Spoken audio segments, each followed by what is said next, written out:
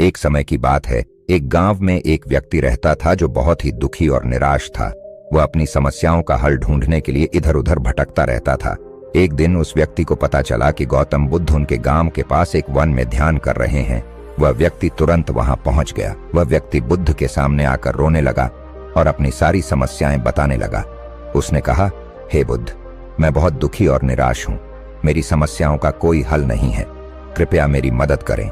बुद्ध ने अपनी आंखें खोलीं और उस व्यक्ति को शांतिपूर्ण दृष्टि से देखा। उन्होंने धीरे धीरे कहा, प्रत्येक समस्या का हल होता है। मन की शांति और सही दृष्टिकोण से ही हम समस्याओं का समाधान पा सकते हैं। बुद्ध ने कहा, सबसे पहले हमें यह समझना चाहिए कि दुख और समस्याएं हमारे जीवन का एक हिस्सा हैं। इनसे भागने के बजाय हमें उनका सामना करना चाहिए। बुद्ध ने एक कहानी सुनाई।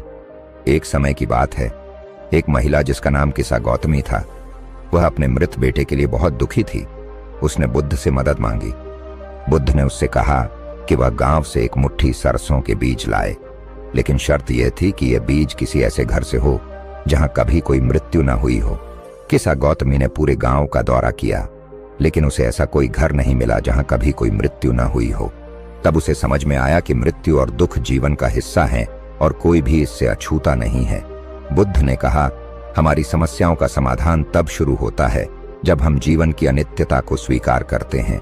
हमें वर्तमान में जीना चाहिए और अपने मन को शांत रखना चाहिए। बुद्ध की शिक्षाओं को सुनकर उस व्यक्ति का मन शांत हो गया।